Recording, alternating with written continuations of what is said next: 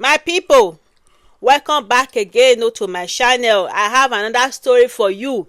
You see this story show on my video now. Her name is Shima. She live in London, in Romford area, in East London. This story I'm about to tell you, my people, this story happened in London, in Romford area 2 months ago. This woman is a 60 years old woman. This is Nkiru, from Igbo area of Nigeria. This woman was found with a multiple stab wound in her house. Neighbor heard her screaming for help and they now went to call police. When police came, police saw her already gone in her house. Then what happened? That same day that woman died, the police saw another dead body in the train track in London, close to Romford train track. They saw a 20 years old boy fell on the train track and died. Police now said that it was that boy that they are looking for a connection of the mother, that there is no risk to the society, that boy is the son of that woman Nkiru, that they found it with multiple stab wound in her house in London, in Romford. The way people are dying in London is very scary. This stab, especially with these African mothers with their sons in UK. It's on the increase, oh. It's on the increase, oh. This boy now, as we are talking now, the son now, he lost his life. They killed himself. He's already gone. I will remember, if you watch my content, you will see a video I talk about a woman in Bristol area where also her son beat to death. That's not the only one though.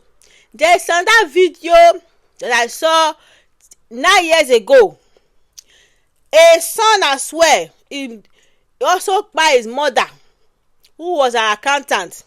The mother bought a big house, was advising her son. He kpai his mother with a kitchen knife. This was 9 years ago. So the rate of which African mothers are being kpai by their son is on the increase. Oh. This is another story I want to tell you again. This one also happened in East London 3 years ago. This one too is another Igbo woman. Her son, which is 28 years old boy, came into the house with the mother house and kpai mama to death as well, in presence of mama's friend. So my people, this is very scary. What is happening in this UK among African people? The way they kill their mama. What I want to say here is this: you can see the trend. The trend is just the same.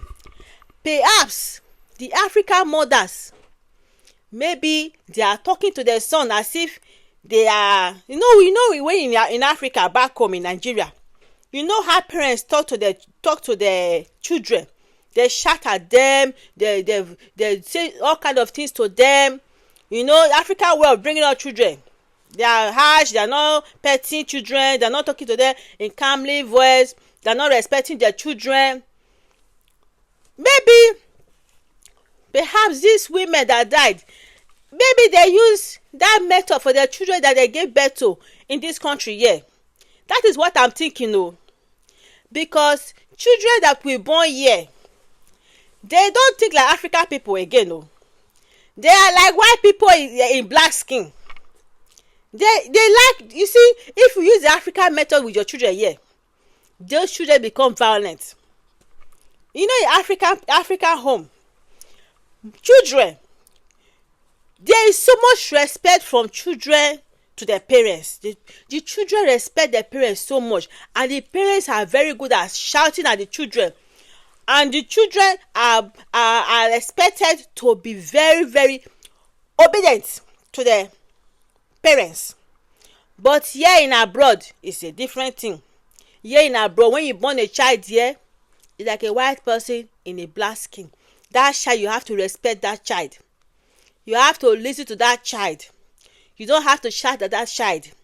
If this child is going out of line, you have to call to that. You have to call that child politely. Oh, yeah, politely. You have to tell him politely and beg him. It's beg with beg children here. Oh, you beg and say, please, my child, please, try and do this in a very calmly voice. So you talk to them in a very calmly voice, and at the same time, you have to respect them as well. Because children here, you have to respect them as if you people are mates. That is how this abroad system here is. So you have to pet children. You have to pet them. You have to talk to them nicely and in a very calm voice. But when you start pestering these children here, you start disturbing them, you start shouting at them, hey, they can become explosive.